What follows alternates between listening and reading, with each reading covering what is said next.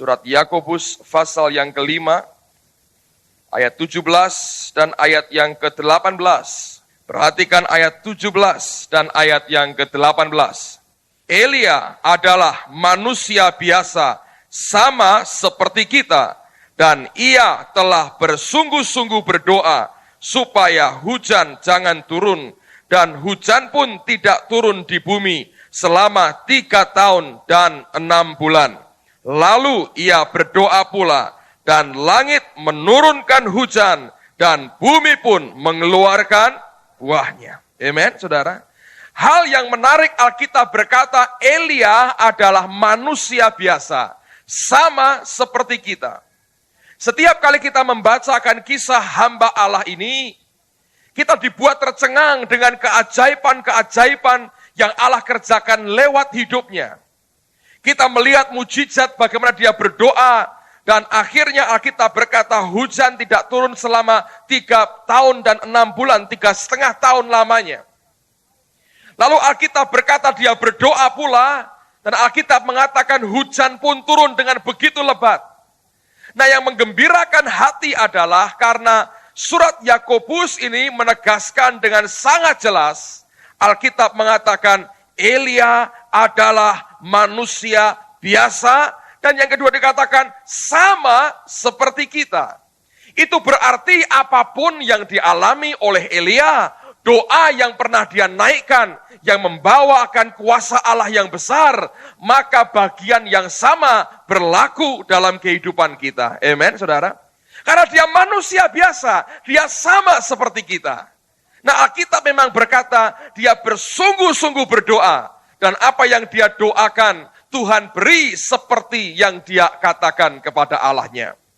Hanya persoalannya banyak orang Kristen yang kemudian berkata, Pak, saya sudah sungguh-sungguh berdoa, tapi kenyataannya tidak sama dengan yang dialami oleh Elia. Nah, saya mau tunjukkan kepada Anda bahwa kita harus melihat akan konteks keseluruhan dari apa yang pernah dialami Elia. Khususnya ketika dia berdoa, minta supaya hujan turun pada waktu itu. Nah, sekarang mari buka dalam 1 Raja-Raja pasal yang ke-18. Lihat pada ayat yang ke-43, saya baca sampai dengan ayat yang ke-46. Inilah kisah bagaimana dia minta supaya hujan diturunkan, dan lihat bagaimana Allah itu menyatakan dirinya. Pasal 18 dari 1 Raja-Raja, ayat yang ke-43 mulai. Setelah itu, nah kata setelah itu artinya ada suatu kaitan dengan peristiwa sebelumnya. Nah, nanti kita lihat. Setelah itu ia berkata kepada bujangnya, naiklah ke atas dan lihatlah ke arah laut. Bujang itu naik ke atas, ia melihat dan berkata, tidak ada apa-apa. Kata Elia, pergilah sekali lagi. Demikianlah sampai 7 kali. Pada ke-7 kalinya berkatalah bujang itu, wah, awan kecil sebesar telapak tangan timbul dari laut. Lalu kata Elia, pergilah, katakanlah kepada Ahab, pasang keretamu dan turunlah, jangan sampai engkau terhalang oleh hujan. Maka dalam sekejap mata, langit menjadi kelam oleh awan badai, lalu turunlah hujan yang lebat. Ahab naik kereta itu lalu pergi ke Yisrael, tetapi kuasa Allah berlaku atas Elia, ia mengikat pinggangnya dan berlari mendahului Ahab sampai ke jalan yang menuju Yisrael. Ini merupakan bagian ketika Alkitab berkata doanya dijawab oleh Allah, ketika dia minta hujan, Allah memberikan hujan yang lebat. Nah, sekarang kalau kita melihat ayat 43, firman Tuhan dimulai dengan kata setelah itu, artinya sebelumnya ada peristiwa yang melatar belakangi sampai dia berdoa dan Allah menjawab akan doanya. Nah, apa itu? Kalau Anda baca pasal 18, mulai ayat yang ke-20, saudara akan melihat bahwa judulnya Elia di Gunung Karmel. Oke? Pada waktu itu dia menantang akan nabi-nabi Baal, dia berkata, mari kita tunjukkan Allah mana yang hidup. Dia berkata, aku tantang engkau hari ini, mari kita bangun 2 mezbah, kita taruhkan korban bakaran. Allah yang bisa menerima korban kita dengan cara dia menyambar lewat api yang turun dari atas. Dialah Allah yang hidup. Semua nabi Baal menyanggupi tantangan itu, rakyat berkumpul dan mereka diminta memulai akan upacara ritual mereka. Alkitab menceritakan mereka sepanjang hari, mereka berteriak-teriak sampai melukai tubuh mereka. Mereka minta supaya Baal menurunkan apinya, menyambar korban bakaran yang disajikan pada waktu itu. Tapi Alkitab mengatakan tidak ada api yang turun. Elia mengejek mereka berkata, oh mungkin Allahmu sedang sibuk, sedang tugas di luar. Mungkin dia sedang tidur, teriaklah lebih keras lagi. Mereka teriak lebih keras sampai seperti orang kesurupan. Dan tidak ada api yang menyambar akan korban yang mereka bawa. Lalu kemudian tiba giliran Elia. Nah perhatikan apa yang dia buat. Karena apa yang dia lakukan itu berkaitan dengan kemudian doa yang dia naikkan di hadapan Allah. Lihat pada pasal 18 Alkitab saudara. Mulai ayat yang ke-30 saya bacakan buat Anda. Perhatikan dengan seksama pada Alkitab Anda masing-masing. Kata Elia kepada seluruh rakyat itu, datanglah dekat kepadaku. Maka mendekatlah seluruh rakyat itu kepadanya. Lalu ia memperbaiki mezbah Tuhan yang telah diruntuhkan itu.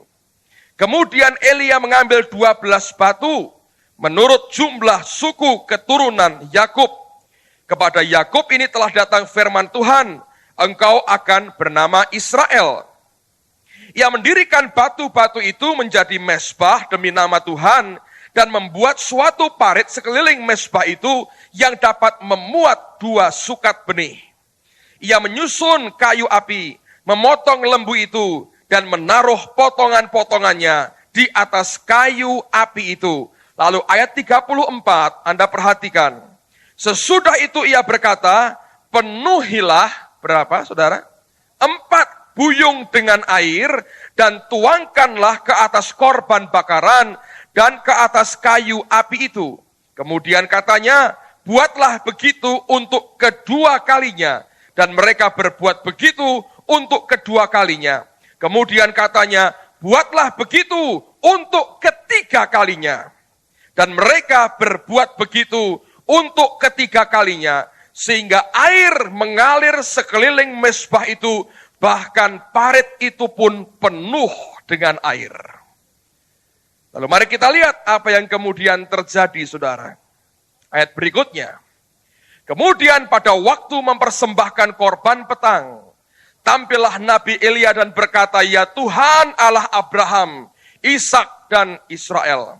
Pada hari ini biarlah diketahui orang bahwa engkaulah Allah di tengah-tengah Israel, dan bahwa aku ini hambamu, dan bahwa atas firman-Mu lah aku melakukan segala perkara ini. Jawablah aku ya Tuhan, jawablah aku, supaya bangsa ini mengetahui bahwa engkaulah Allah ya Tuhan, dan engkaulah yang membuat hati mereka tobat kembali. 38 Anda perhatikan, lalu turunlah api Tuhan, menyambar habis korban bakaran, kayu api, batu dan tanah itu. Bahkan Anda perhatikan, air yang dalam parit itu pun habis dijilatnya.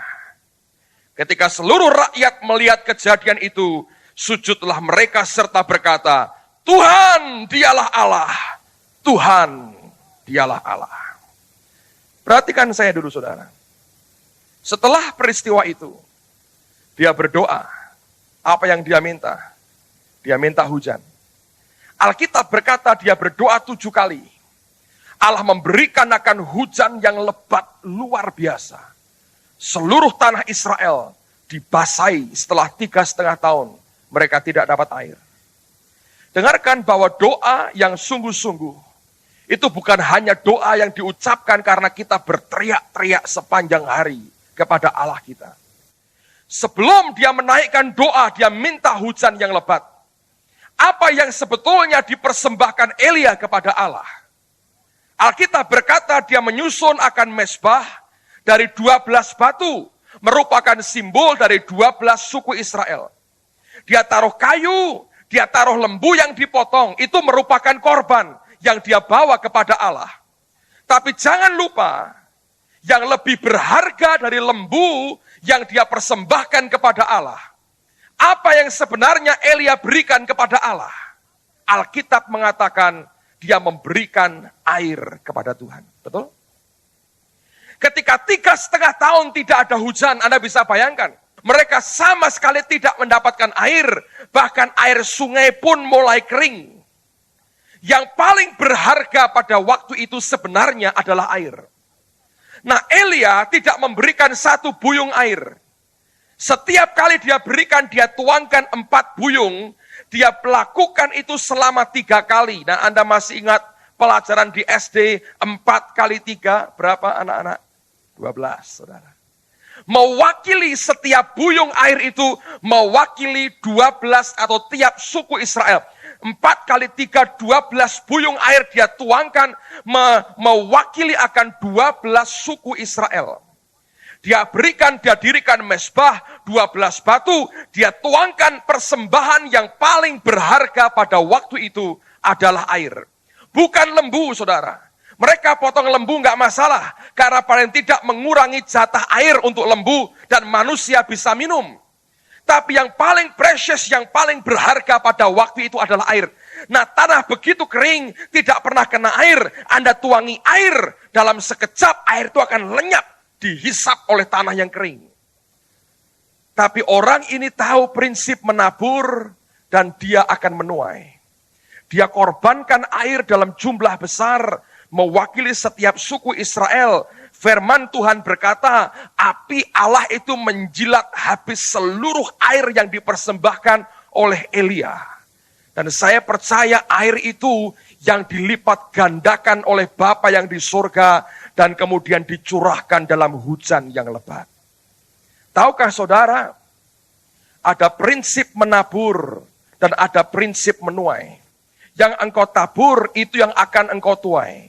Orang tidak pernah menabur, tidak akan menuai apapun di hadapan Tuhan. Kemarin saya diminta berbicara di sebuah kantor milik anak Tuhan.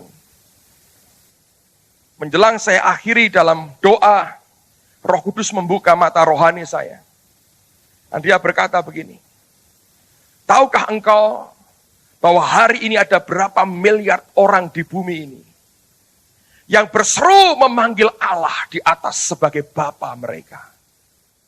Bahwa Bapa yang di surga itu punya begitu banyak sekian miliar manusia yang diakui dan mengakui dirinya sebagai anak-anak Allah. Tapi apakah Bapa di surga terima dengan begitu saja? Tidak. Dari mana anak sekian banyak dia dapatkan? Ketika dia korbankan his only begotten son. Anak tunggalnya, putra tunggalnya, dia persembahkan. Bayangkan dia korbankan berapa, saudara? Satu-satunya yang dia miliki. Minimal hari ini semua kita di sini berkata, kita anak-anak Allah. Amen. Lihat Yesus ketika dia memberi makan 5.000 laki-laki, belum termasuk perempuan dan anak-anak. Apakah itu roti dibuat dari batu, seperti idenya setan? Tidak. Ada seorang anak kecil yang menaburkan semua yang dia miliki. 5 roti dan 2 ikan. Dibawa ke Tuhan. Dan lihat tuaian besar dia dapat dalam hidupnya. Amen, saudara. Allah berjanji kepada Abraham. Dia berkata, keturunanmu seperti bintang di langit, seperti pasir di laut. Saudara tahu dari mana dia dapatkan keturunan itu sampai hari ini, saudara. Yang namanya keturunan Abraham itu membuat goncang dunia.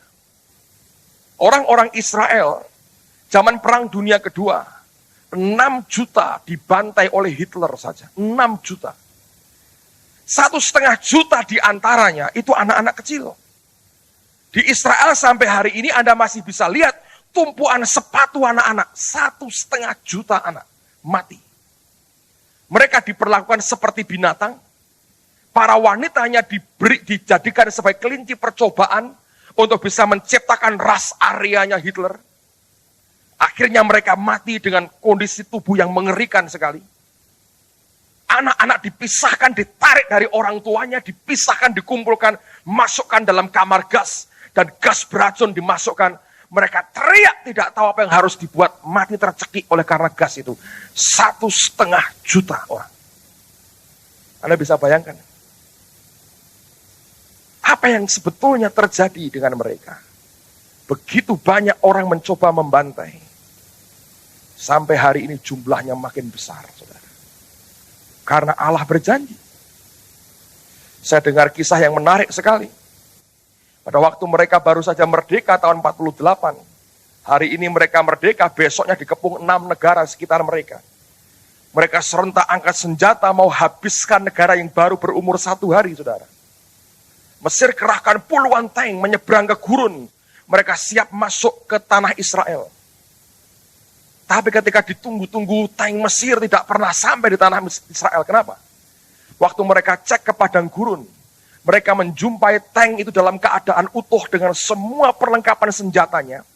Di pasir mereka masih bisa lihat jejak telapak kaki dan sepatu tentaranya lari mundur balik ke Mesir.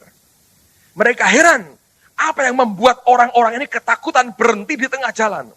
Waktu mereka teliti tank itu, di dalam tank itu ternyata ada ribuan tawon, saudara.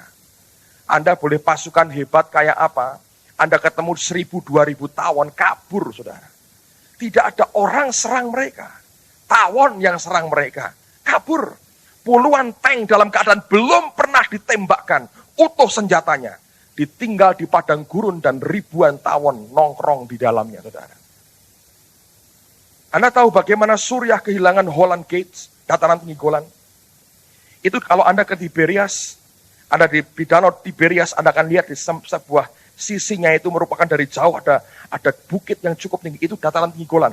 Dari situ orang bisa lihat kontrol seluruh Israel.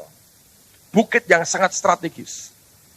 Dikisahkan pada malam itu orang-orang Suriah, nah zaman dulu mereka belum punya rudal yang bisa dengan jarak jauh dengan inframerah cari sasaran sendiri.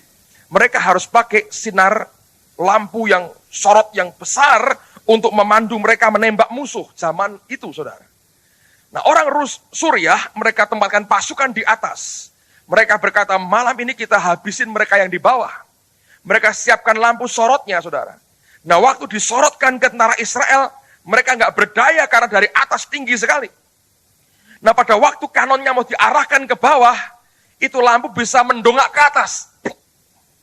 Jadi mereka perbaiki lagi. Waktu mau ditembak lagi, naik lagi. Semalaman itu lampu goyang-goyang, mandok-mandok begini, saudara. Anda bisa bayangin itu. Nah, waktu itu orang Israel tahu ada tentara di atas. Diserbu Holland Gates. Dan sampai hari ini dataran tinggi Golan mereka masih bisa kuasai, saudara. Dari mana bangsa kayak begitu bisa dihasilkan? Pada kenyataannya, anak perjanjian hanya satu. Namanya Ishak. Tapi jangan lupa, dia angkat anak itu di Mesbah, di Gunung Moria. Dia ikat anak itu. Anaknya pernah berkata, "Bapa, kayunya sudah ada, semua sudah ada. Di mana domba sembelihannya?" Dengan hancur hati dia berkata, "Jehovah Jireh, Tuhan sediakan." Tapi otaknya tahu dan berkata, "Kamu dombanya." Dan waktu Ishak sadar, dia yang diminta Tuhan. Dia berkata, dia berikan dirinya. Diangkat, ditaruh di Mesbah. Dan sebelum dia hujamkan pisaunya, Tuhan berkata, "Cukup Abraham, aku sudah lihat hati." Selalu ada orang yang mesti menabur. Dan dia akan menuai, saudara. Bukan hanya uang sebetulnya. Semua. Anda taburkan kejujuran, engkau tuai kejujuran. Engkau taburkan kemurnian hati, engkau tuai kemurnian hati. Engkau taburkan kebaikan, engkau akan tuai kebaikan. Engkau taburkan kemurahan, engkau tuai kemurahan. Richard Robert, presiden dari Oral Roberts University, pernah berkhotbah, dia berkata begini, "Bahkan ketika saya senyum dengan seseorang, saya sedang menabur sesuatu pada orang itu." Anda tahu? Jangan taburkan yang buruk dalam hidupmu, supaya tuaian buruk tidak datang. Taburkan semua yang baik. Lalu itu akan kembali kepada kita berlipat kali ganda. Amen, saudara. Saya share sesuatu, mungkin beberapa teman shock dengar statement saya. Tapi saya mau ulang lagi buat saudara. Sejak saya bertobat, saya terima Tuhan. Saya tinggal dalam satu naungan pelayanan, dan saya tidak pernah keluar dari kelompok itu. Tuhan mengajar saya namanya prinsip loyal kepada orang yang di atas saya. Orang yang berhak terima loyalitas saya, berhak terima kasih saya, berhak terima ketaatan saya. Saya belajar memberikan itu bertahun-tahun. Pada waktu gereja ini mulai dan kita kesulitan keuangan, sinode kami berkata gereja harus memberikan perpuluhan. Kami lakukan dengan setia di tengah-tengah kekurangan dan hutang begitu banyak. Ketika Allah memberkati kita, kita lepas dari hutang dan Allah memberkati keuangan kita. Kita memberi. Gereja ini tidak memberi perpuluhan sebulan sekali. Kami memberi tiap hari Senin. Seluruh total income yang diberikan, yang masuk kepada gereja, kas gereja, kami ambil bruto, kotor, bukan neto, bruto. 10% kami beri. Itu sudah kami kerjakan bertahun-tahun lamanya. Saya tidak pernah menganggap diri saya seperti apa, saya hanya berkata, Tuhan, aku berikan kepada orang yang berhak menerimanya. Loyalitas kepada mereka yang berhak terima loyalitas saya, kesetiaan kepada yang berhak terima kesetiaan saya, perhatian dan kasih kepada orang yang berhak terima perhatian dan kasih dari saya. Satu kali, saudara, ada seorang hamba Tuhan dari Jawa Timur, dia menggembalakan gereja JKI di Blitar. Datang ke kantor gereja pada waktu itu, beberapa bulan lalu, saya baru pulang dari Ungaran siang hari Sabtu. Dan saya sempat bertemu dengan dia di kantor, dia bicara dengan saya, dia berkata, Pak, saya minta waktu untuk bicara, lalu kemudian kami berbicara beberapa menit dan dia cerita banyak hal. Dan kemudian dia berkata, Pak, pimpinan kita buat pertemuan dengan hamba-hamba Tuhan se-Jawa Timur. Ini bukan keluar dari perkataan saya, saudara. Dan dia berkata begini, pada waktu kami semua dikumpulkan, beliau bersaksi tentang semua yang sedang terjadi yang kami alami. Dan satu statement yang beliau katakan yang mendorong saya datang kemari, saya ingin tanya sesuatu kepada Bapak dan belajar lebih jauh. Dia berkata, kita ini bersyukur punya orang-orang yang loyal seperti Pak Petrus Agung. Saya tidak pernah berkata, oh saya orang loyal. Itu keluar dari mulut orang yang terima loyalitas saya selama ini. Saudara tahu apa yang saya alami kemudian? Saya taburkan yang namanya loyalitas. Saya bicara terbuka. Saya nggak pernah tutup-tutupi apa yang ada. Saya berkata, saya taburkan loyalitas saya taburkan kesetiaan saya. Tidak pernah kepikir dalam pikiran saya berontak, saya mau dongkel dia, saya hajar dari belakang, saya siapkan rapat untuk tindas dia. Kita mengalami banyak hal yang suka dan duka begitu banyak. Saya berkata, saya berhak memberikan ke dia loyalitas dan kesetiaan saya. Saya mau beritahu kepada saudara demi kasih Allah. Mungkin saya belum pernah sampaikan ini terbuka seperti yang saya buat hari ini.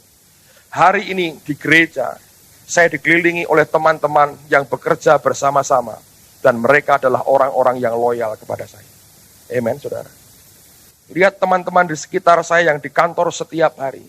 Anda akan tahu mereka orang-orang yang mencintai, mengasihi saya. Mereka dukung dan saya bisa percaya sepenuhnya akan hidup mereka.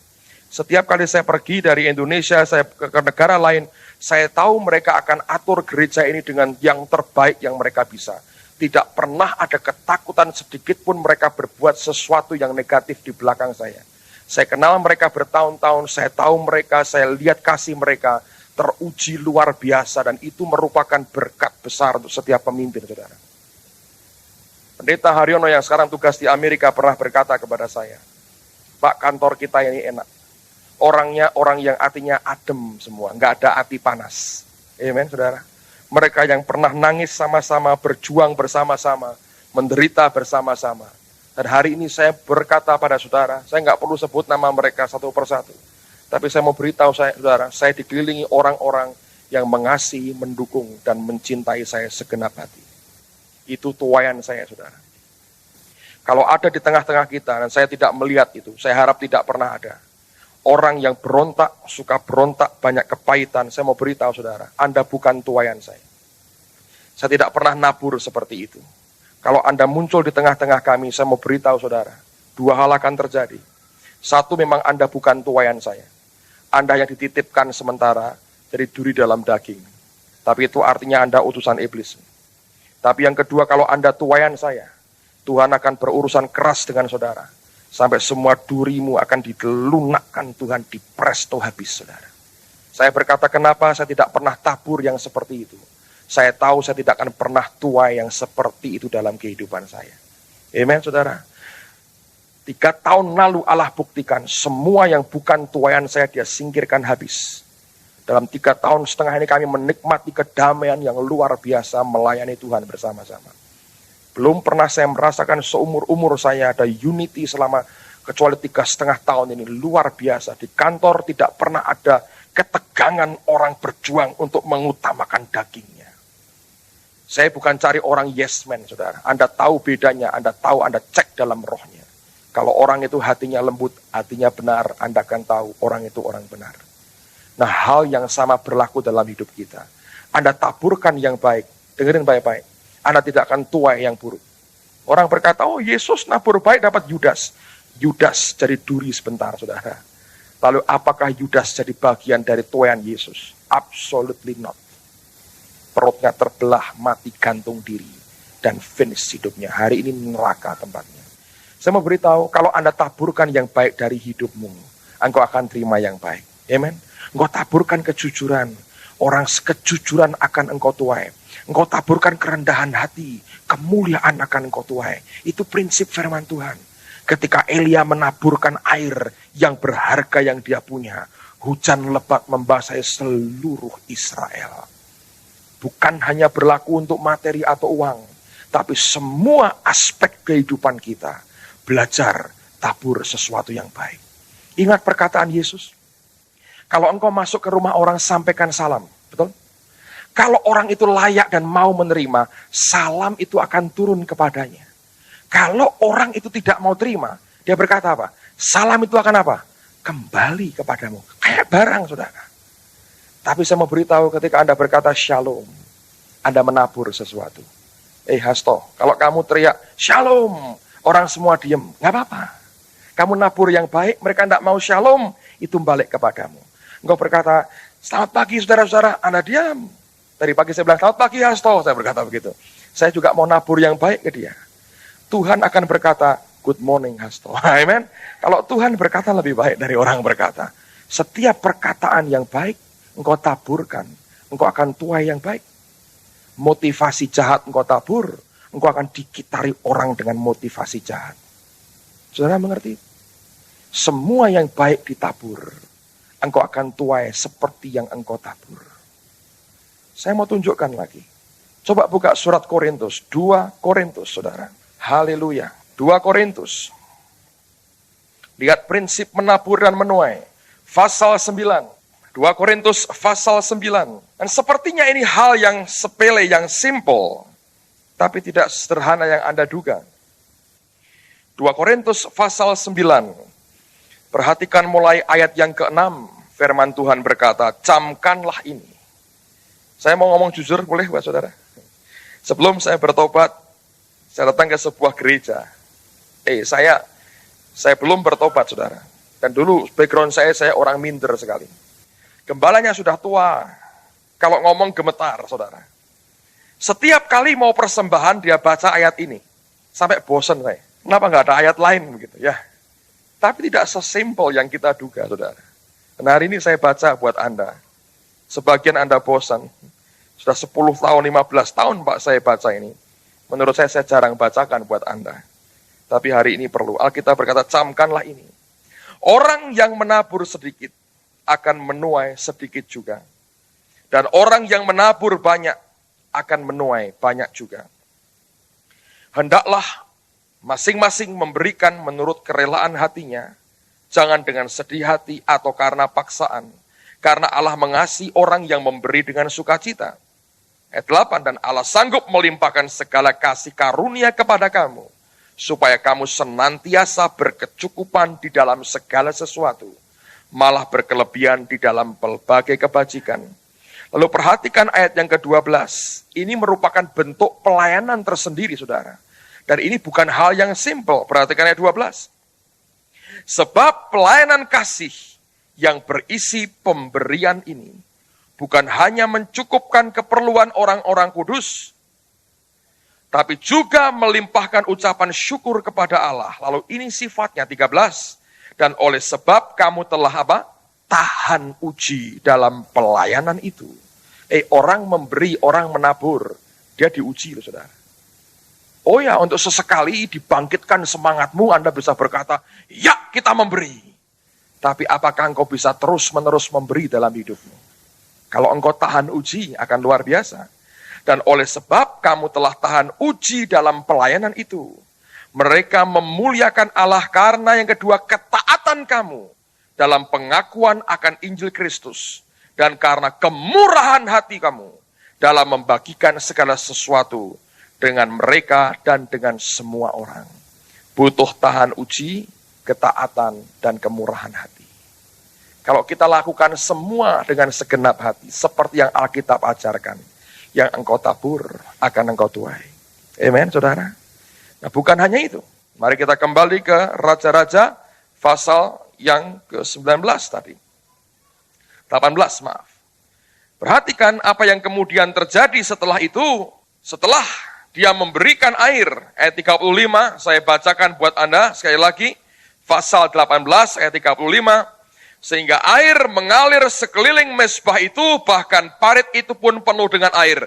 36, Anda perhatikan, kemudian apakah Elia langsung teriak-teriak minta? Tidak. Alkitab berkata, pada waktu mempersembahkan korban petang, tampillah Nabi Elia dan berkata, ya Tuhan Allah Abraham, Ishak dan Israel, pada hari ini biarlah diketahui orang bahwa engkaulah Allah di tengah-tengah Israel, dan bahwa aku ini hambamu, dan bahwa atas firman-Mu lah aku melakukan segala perkara ini. Doanya dinaikkan pada waktu korban petang. In God's time. Dalam perjanjian lama, Allah mengatur persembahan waktu pagi dan persembahan waktu petang. Ada aturan kapan persembahan pagi diberi, kapan persembahan petang diberi. Elia lakukan bukan asal ketika semua siap, dia teriak, dia tunggu saat yang ditentukan oleh Allah sendiri. Dan ini orang harus hidup dalam roh untuk bisa hidup seperti ini. Kapan momentumnya dan kita berseru kepada Allah. Bukan dari dasar kemauan manusia kita sendiri. Saya berdoa supaya hari ini Tuhan makin mengajar kita. Ini prinsip yang benar sekali. Saya suka meluangkan banyak waktu, memberikan banyak waktu untuk membuat semua kita menyadari kebenaran ini harus mendarah daging dalam kehidupan kita. Amen, saudara. Ada orang berkata dengan iri, wah kamu hidupmu diberkati. Saya berkata, itu tuaian saya. Karena saya menabur. Tidak ada petani yang berharap, oh kapan aku menuai. Kalau dia tidak pernah menabur dalam hidupnya. Beberapa waktu yang lalu ada seorang menulis buku politik. Siapa menabur angin menuai badai. Itu di Alkitab sebetulnya. Dia ambil Alkitab, cuman bukunya jelek. Dia ngomong soal politik. Tapi kebenarannya memang benar. Yang ditabur akan dituai. 12 buyung air ditabur. Hujan lebat diberi, saudara. Amen. 5 roti 2 ikan ditabur. 5.000 laki-laki kenyang, sisa 12 bakul. Semua orang yang mau menabur, orang itu akan menuai. Saya berdoa biar jadi bagian daripada hidup kita. Darah daging luar dalam kita. Orang yang suka menabur. Sekali lagi bukan hanya uang, tapi seluruh hidup kita. Oleh karena itu, tabur. Anda menabur datang lebih awal, berkatnya Tuhan pertolongannya datang lebih awal.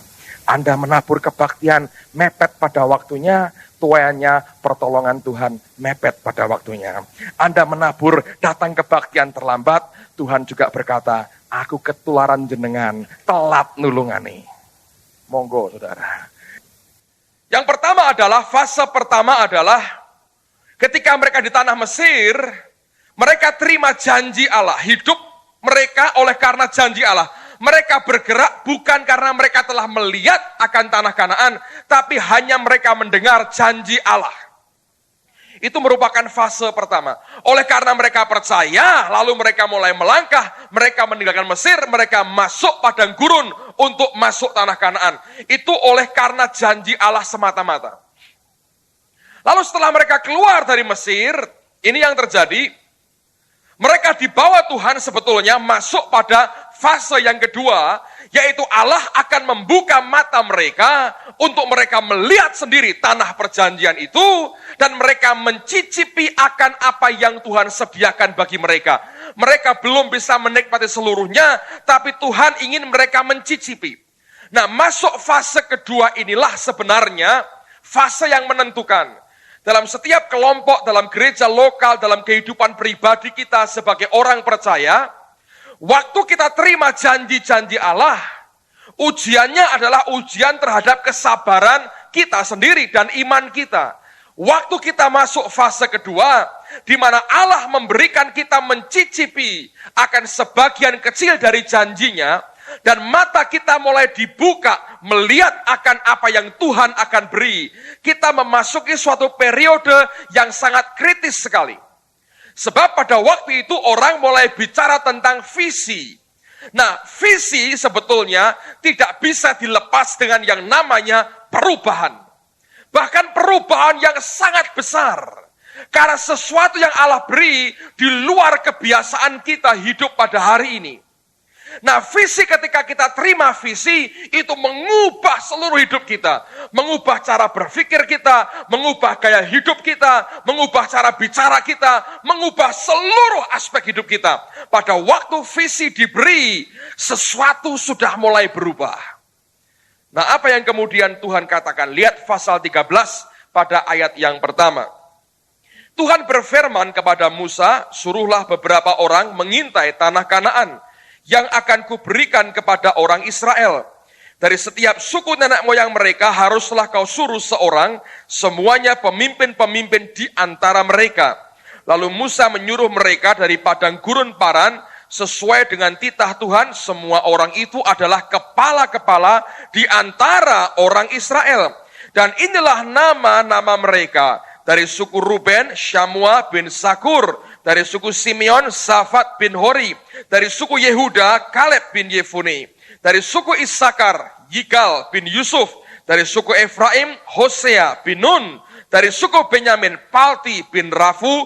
Dari suku Sebulon, Gadiel bin Sodi. Dari suku Yusuf, yakni dari suku Manasye, Gadi bin Susi. Dari suku Dan, Amiel bin Gemali. Dari suku Asher, Setur bin Mikael. Dari suku Naftali, Nahbi bin Wofsi. Dari suku Gad, Guel bin Mahi. Itulah nama-nama orang-orang yang disuruh Musa untuk mengintai negeri itu. Dan Musa menamai Hosea bin Nun itu Yosua. Ayat 17 Anda perhatikan, ini merupakan perincian tugas yang Musa berikan kepada mereka. Maka Musa menyuruh mereka untuk mengintai tanah Kanaan. Katanya kepada mereka, pergilah dari sini ke tanah Negeb dan naiklah ke pegunungan dan amatilah bagaimana keadaan negeri itu. Apakah bangsa yang mendiaminya kuat atau lemah? Apakah mereka sedikit atau banyak? Dan bagaimana negeri yang didiaminya? Apakah baik atau buruk? Bagaimana kota-kota yang didiaminya? Apakah mereka diam di tempat-tempat yang terbuka atau di tempat-tempat yang berkubu? Dan bagaimana tanah itu? Apakah gemuk atau kurus? Apakah ada di sana pohon-pohonan atau tidak? Lalu perhatikan, ini pesan kedua, dan ini yang sebetulnya paling penting. Musa berkata, tabahkanlah hatimu. Dalam terjemahan lain dikatakan, be strong, jadilah kuat. Dan bawalah sedikit dari hasil negeri itu. Waktu itu ialah musim hulu hasil anggur. Dengarkan dulu baik-baik saudara. Setiap kali Anda merindukan, Anda melihat akan sesuatu yang ke depan Allah akan berikan kepada kita.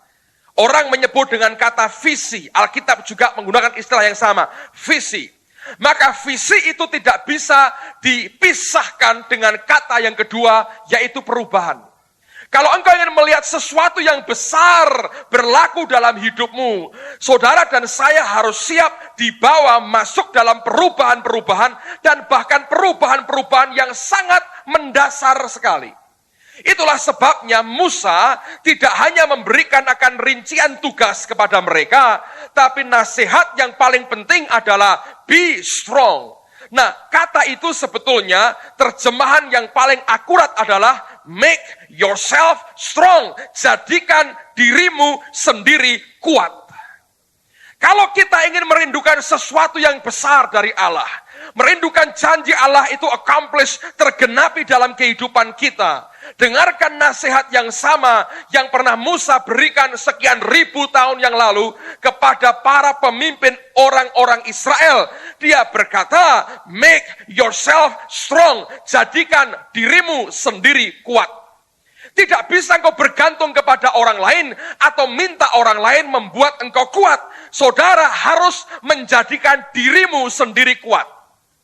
Anda harus belajar berhati-hati dengan siapa engkau bergaul. Engkau biarkan sekitarmu orang-orang yang duniawi dan kedagingan, engkau tidak akan membuat dirimu kuat. Engkau tidak pernah makan firman dengan baik dan teratur, tidak mungkin membuat dirimu kuat. Engkau tidak pernah nyembah Allah dan tinggal dalam hadiratnya, tidak mungkin engkau kuat. Engkau tidak membiarkan dirimu dikitari anak-anak Allah yang benar, tidak mungkin engkau kuat. Nasihat yang Allah berikan hari ini adalah make yourself strong, jadikan dirimu sendiri kuat. Jangan berkata, aku minta orang lain membuat aku kuat. Aku minta pendetaku membuat aku kuat. Aku minta ketua MK-ku buat aku kuat. Musa berkata, jadikan dirimu sendiri kuat. Tanpa itu tidak pernah kita bisa kuat sebetulnya. Engkau mau kuat atau lemah itu keputusan diambil oleh engkau secara pribadi. Tidak ada manusia lain sebetulnya yang bisa menggarap hidup orang lain, sementara yang digarap tidak berbuat apa-apa. Orang lain investasikan apapun, tidak ada hasilnya. Musa berkata, make yourself strong. Dan banyak orang Kristen goyah. Justru ketika Allah mulai tunjukkan hal-hal besar di hadapannya. Kenapa? Dia tidak buat dirinya sendiri kuat. Kalau kita ingin melihat ke depan, melihat apa yang Tuhan janjikan, visi selalu menuntut perubahan. Dan bahkan perubahan-perubahan yang terus-menerus dan perubahan yang sangat besar. Caramu bergaul, caramu berbicara, caramu berdoa, cara hidup Kristenmu, cara menentukan apapun, tiba-tiba semuanya harus berubah. Tidak ada visi yang tidak menuntut perubahan. Dan bahkan seringkali perubahan itu besar. Orang yang tidak membuat dirinya sendiri kuat, satu kali dia akan kecewa dan berontak kepada Allah. 12 orang dikirim. Hanya 2 yang berkata, kita sanggup mengalahkan mereka. Yang 10 memberitakan kabar busuk dan berkata, tidak mungkin kita bisa masuk. Mereka terlalu besar, seperti belalang kita, tidak mungkin. Pada waktu mereka sendiri tidak membuat diri mereka kuat. Apa yang terjadi? Pasal 14, saudara. Pasal 14. Lalu segenap umat itu mengeluarkan suara nyaring, dan bangsa itu menangis pada malam itu. Bersungut-sungutlah semua orang Israel kepada siapa? Tuhan? Enggak, Alkitab kepada siapa? Musa dan Harun. Dan segenap umat itu berkata kepada mereka, sekiranya kami mati di tanah Mesir atau di padang gurun ini, mengapakah Tuhan membawa kami ke negeri ini? Supaya kami tewas oleh pedang dan istri serta anak-anak kami menjadi tawanan? Bukankah lebih baik kami pulang ke Mesir?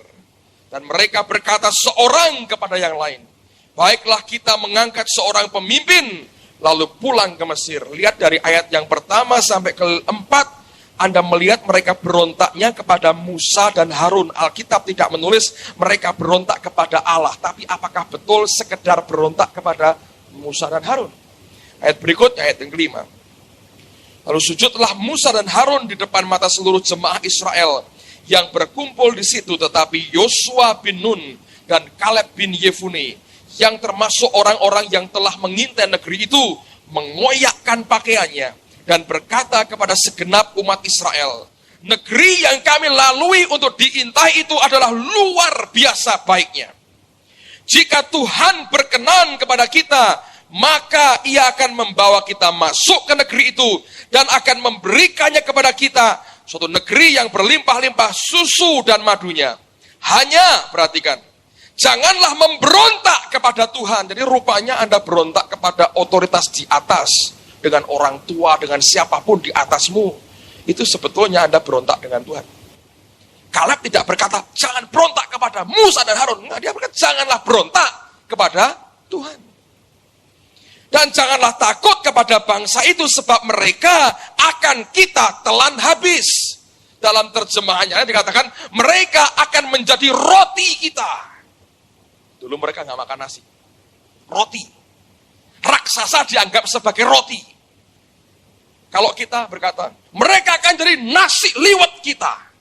Dan yang luar biasa, mereka berkata begini. Yang melindungi mereka sudah meninggalkan mereka. Dalam terjemahan dikatakan begini, bayang-bayang yang melindungi mereka sudah meninggalkan mereka. Mereka lihat dunia roh. Mereka lihat akan penguasa di udara yang menguasai tanah Kanaan sudah kabur meninggalkan mereka. Mereka melihat raksasanya masih di situ, tapi yang menaungi mereka sudah lari meninggalkan mereka. Dan dia berkata, sedang Tuhan menyertai kita, janganlah takut kepada mereka. Lalu segenap umat itu mengancam hendak melontari kedua orang itu dengan batu, tetapi tampaklah kemuliaan Tuhan di kemah pertemuan kepada semua orang Israel. Anda tahu bedanya orang yang membuat dirinya sendiri kuat dan tidak.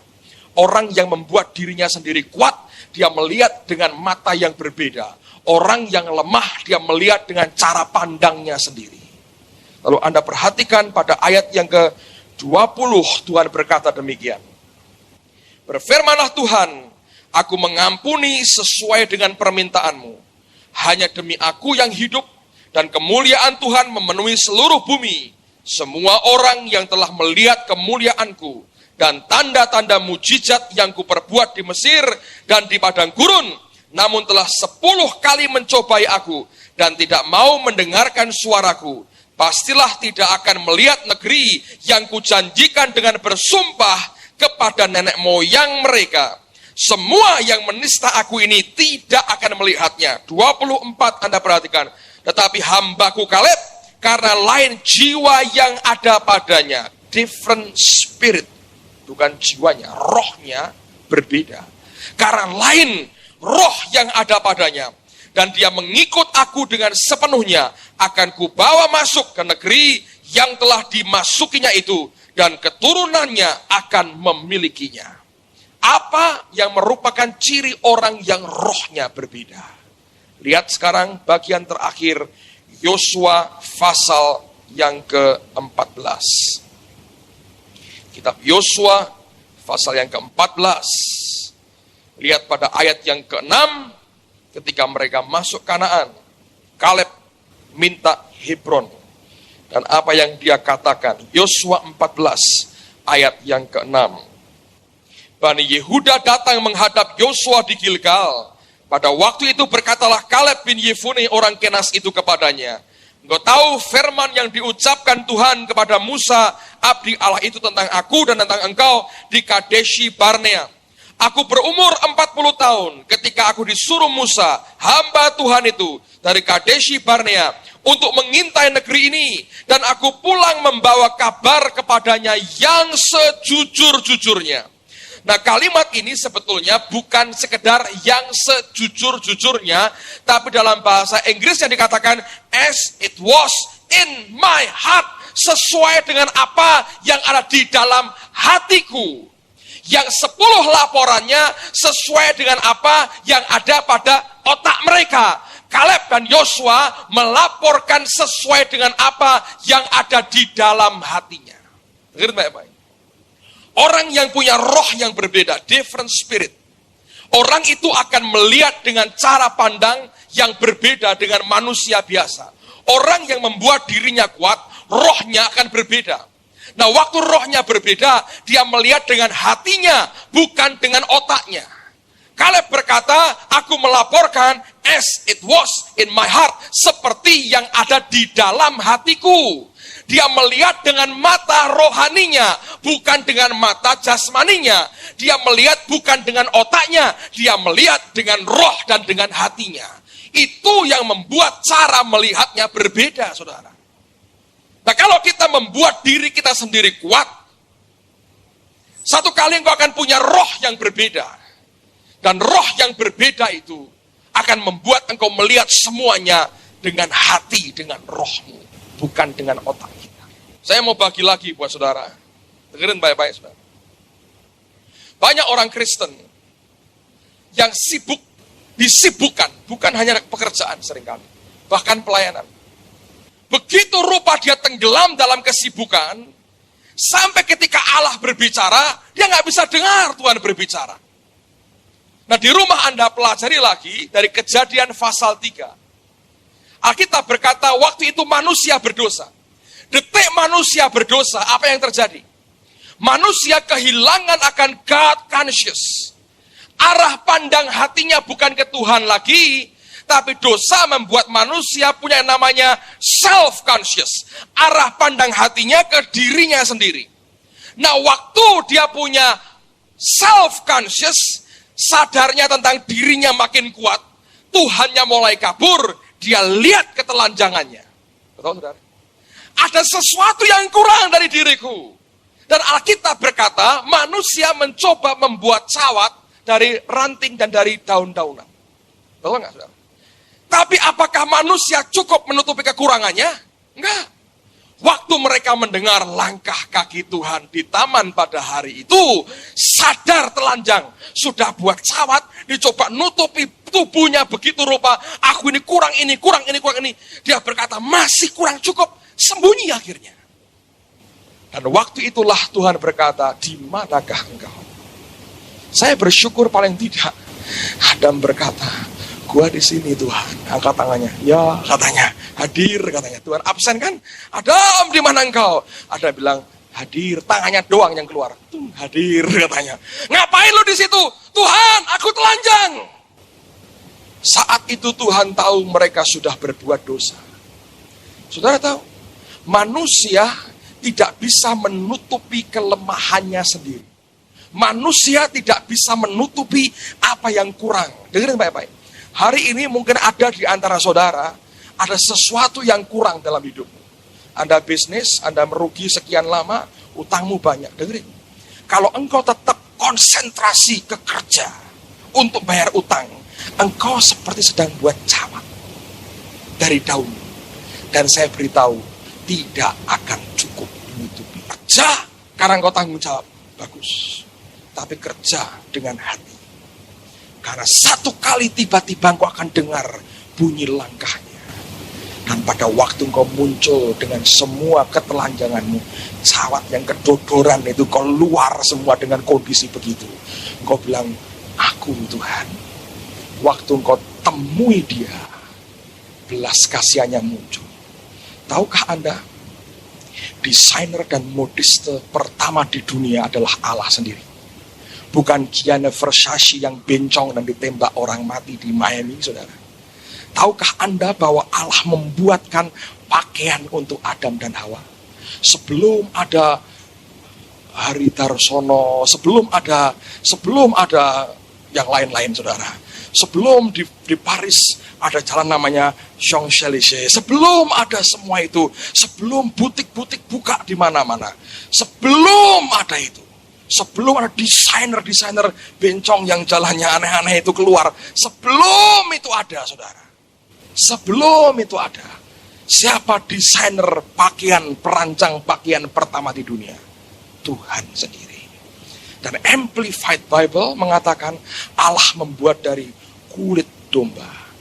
Kulit binatang, ada darah yang ditumpahkan. Sejak itu dia mau berkata, nanti darah anakku sendiri, anak domba Allah.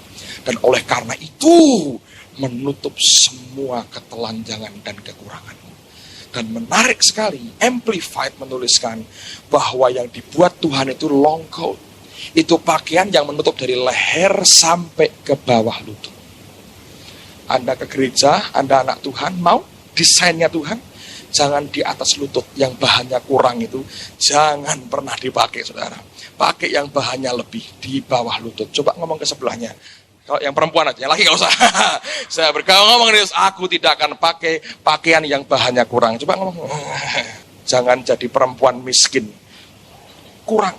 Kok pendek? Kurang, Pak. Duitnya kurang. Cuman kurang. Jadi saya pakai begitu. Amen, saudara. Haleluya.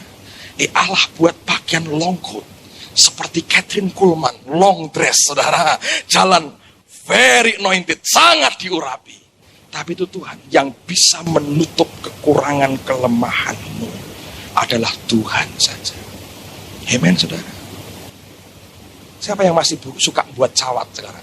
Saya ngomong rohani. Kalau ini kotor ngeres, Anda ngomongnya ngeres, saudara. Saya ngomong rohani. Siapa yang sedang buat cawat di sini? Kerja nutupi. Ini duitnya kurang. Buka giro, buka cek. Kurang. Kerja, telepon, tang. Nelfon dipakai untuk cari utangan, lama-lama lali bayar teleponnya pedot. Kurang sisan. Oh, perlu ini. Anda yang sedang merasa kurang sesuatu, lalu Anda sedang buat cawat dari seperti Adam dan Hawa.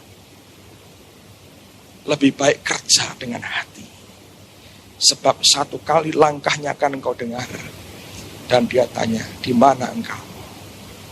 Mungkin engkau berkata, saya Tuhan. Apain lu? Buat cawat. Berhasil? Enggak, Tuhan. Dia bilang, gua desainer pertama. Bukan bencong, saudara. Top quality. Long coat, Tuhan buat. Ditutupi semua. Dia baik. Tuhan tahu dengan hati hancur dia harus usir mereka. Tapi tidak dibiarkan pergi dalam keadaan telanjang. Kalau untuk mengusir orang, dengerin baik-baik. Roh Kudus bicara pada saya. Kalau untuk mengusir Adam dan Hawa, dia tutup semua kelemahannya. Apalagi dia terima engkau, saudara. Kalau untuk mengusir saja, dia rela buatkan yang terbaik. Apalagi waktu dia terima kita. Saya berdoa supaya hatimu ditarik ke Tuhan. Amen, saudara. Saya gak bisa ngerti Tuhan. Untuk mengusir, saya baru nyadari, cerita anak yang hilang. Waktu dia bilang, aku mau minta warisanku, dia beri. Waktu anak itu balik, tidak heran bapaknya lari. Dan dia berkata pada bujangnya, lekas, pulihkan dia. Hal yang sama berlaku buat kita. Berhenti buat cawat ya saudara, hari ini. Ngomong dengan dirimu, aku tidak mau buat cawat lagi. Sampai di rumah, ngomong sama keluarga, Mam, aku tidak mau buat cawat lagi. Si ngongkon sopo? Mungkin itu buat Tuhan juga. Siapa yang suruh? Karena Tuhan yang buatkan pakaian buat aku. Kan mama sudah kasih buat lo beli. Bukan itu mama maksudnya. Tapi aku tahu sesuatu yang baru dari Tuhan. Bukan dengan kerja kerasku. Baca kitab Kejadian pasal 3 itu. Desainer pertama kalau Anda mau belajar. Cari wajahnya. Anda ketemu orang pribadi yang akan mendesain apa yang tepat buat hidupmu. Dan itu akan membuat seluruh kelemahan kita dan ketelanjangan kita ditutup oleh karena anugerahnya. Amen, saudara.